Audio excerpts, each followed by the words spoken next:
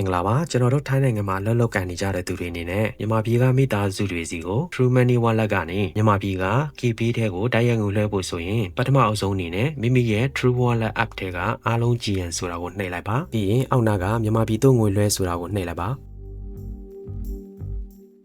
ကျွန်တော်တို့က KB အကောင့်ထဲကိုတိုက်ရိုက်ငွေလွှဲမှာဖြစ်တဲ့အတွက် KB Visa Pay ကိုရွေးချယ်ပေးရပါမယ်ဒီအဆင့်မှာတော့မိမိလွှဲပြောင်းခြင်းတဲ့ငွေပမာဏကိုရိုက်ထည့်ရမယ့်နေရာဖြစ်ပါတယ်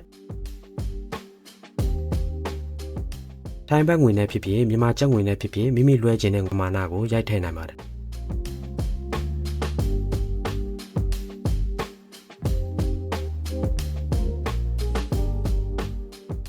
အနည်းဆုံးပတ်တရာကနေစလွှဲနိုင်ပြီးတော့ငွေလွှဲကအနေနဲ့တစ်ချိန်ကို20ဘတ်ပေးရပါတယ်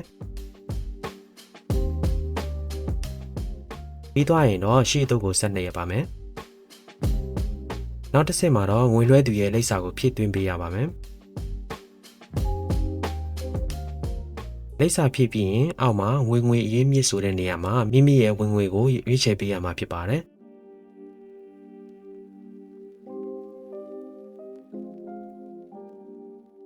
ပြီးရင်ရှေ့သို့ကိုထပ်နှိပ်ပါဒီအဆင့်ကတော့အရေးကြီးဆုံးပဲဖြစ်ပါတယ်ငွေလက်ခံမဲ့သူရဲ့ KB ဖုန်းနံပါတ်နဲ့လိပ်စာကိုဖြည့်ပေးရမှာဖြစ်ပါတယ်ဒီနေရာမှာသတိထားရမှာကဖုန်းနံပါတ်ရိုက်ထည့်တဲ့အခါမှာရှေ့ဆုံးက3ညကိုချန်ပြီးကြံတဲ့9လုံးကိုပဲရိုက်ထည့်ပေးရမှာဖြစ်ပါတယ်နံပါတ်မှန်ကန်တယ်ဆိုရင်တစ်ဖက်လူရဲ့ KB အကောင့်ရဲ့နာမည်ကအလိုလျောက်ပေါ်လာမှာမို့နာမည်မှန်ပြန်ဆက်နိုင်ပါတယ်လိပ်စာဖြည့်ပြီးသွားရင်တော့ငွေလက်ခံသူနဲ့မိမိနဲ့ဘယ်လိုတော်ဆက်တယ်လဲဆိုတဲ့ဆက်ဆံရေးရဲ့ပြီးတော့ငွေလဲရခြင်းရည်ရွယ်ချက်စတာတွေကိုရွေးချယ်ဖြည့်ဆက်ပေးရမှာဖြစ်ပါတယ်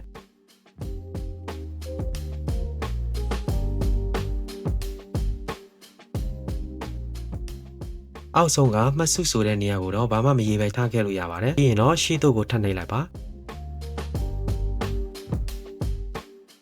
အခုနောက်ဆုံးအဆင့်မှာတော့မိမိလွှဲမဲ့ငွေပမာဏငွေလက်ခံမဲ့သူရဲ့နာမည်နဲ့ဖုန်းနံပါတ်အချက်နဲ့အားလုံးကိုမှန်ကန်မှုရှိမရှိကိုတေချာလေးပြန်စစ်ဆေးပါ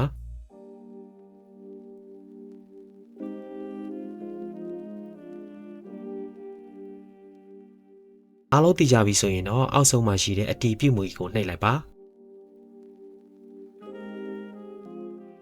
နောက်ဆုံးငွေပေးချင်မဲ့ပုံစံကိုရွေးချယ်ပြီးကြားတဲ့ငွေကိုပေးချေလိုက်ပြီးဆိုရင်တော့ True Money ကနေ KB တဲ့ကိုတိုက်ရိုက်ငွေလွှဲတာအောင်မြင်သွားပြီပဲဖြစ်ပါတယ်